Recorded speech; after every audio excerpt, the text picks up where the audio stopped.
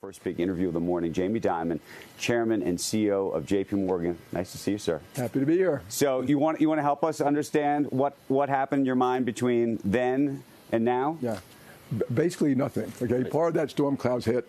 Rates went higher than people thought. With stock markets down 20%, the IPO market disappeared. And the economy, of course, we all talk about it. It's like the weather. We don't really know, and I hate guessing about that. We should have a little humility. I've never seen anyone actually do it well. But the real issue for the world is Russia, war, Ukraine, energy, trade, and that is serious. And that's still out there. Hopefully it'll mitigate and go away, but it may not. So, as a risk manager, you kind of prepare for some of that. But in terms of this question, we were literally debating just what happened yesterday in terms of how the markets are thinking about things compared to this morning, frankly. The markets have always been wrong, too. For a while. I mean, listen, the way we run the company is to serve clients day in and day out through thick or thin. I know there are going to be recessions, up, downs, and downs. I really don't spend that much time worrying about it. I do worry about poor public policy that damages American growth. I worry about a lot of stuff, but not about whether, what the weather's going to be like. And of course, I don't want a recession because it hurts average Americans. I'm not for it, but I have to be prepared for it. But I think there's a lot of businesses here that are trying to figure out what to do, what their budgets are supposed to look like, whether they need to raise more capital. Yeah. They'd have to call you for that. Yeah. That's why.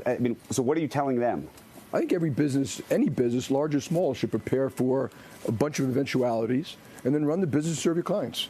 And, not worry that much about tomorrow's profit margins so are you building products and services and you can do a good job? And can you handle, the input and output prices going way up or way down? Jimmy, a global conflict probably would be bad for JPMorgan and obviously for all of us. Yep. We're in Davos.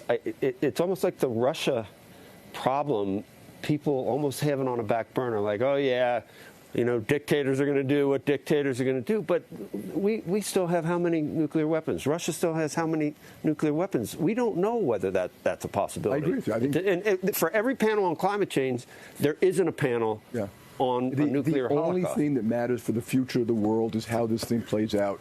Russia, Ukraine, and the humanitarian crisis. When I wake up every day and I read the missiles going into buildings and killing kids every day, and it's nuclear blackmail.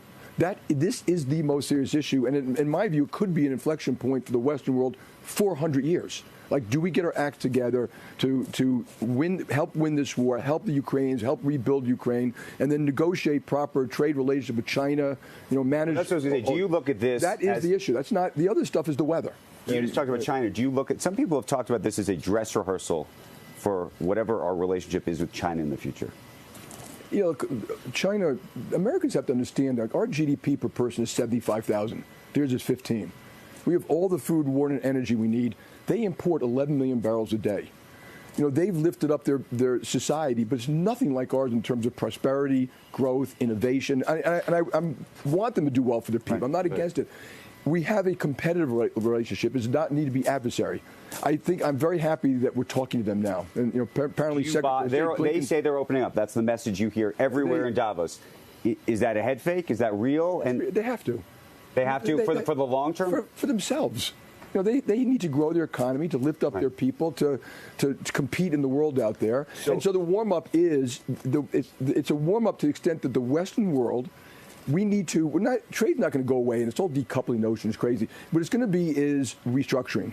So of two types: anything that relates to national security, and it'll be different for every country. Semiconductors, reliant, secure, safe, cheap energy, which is critical for everybody, and food.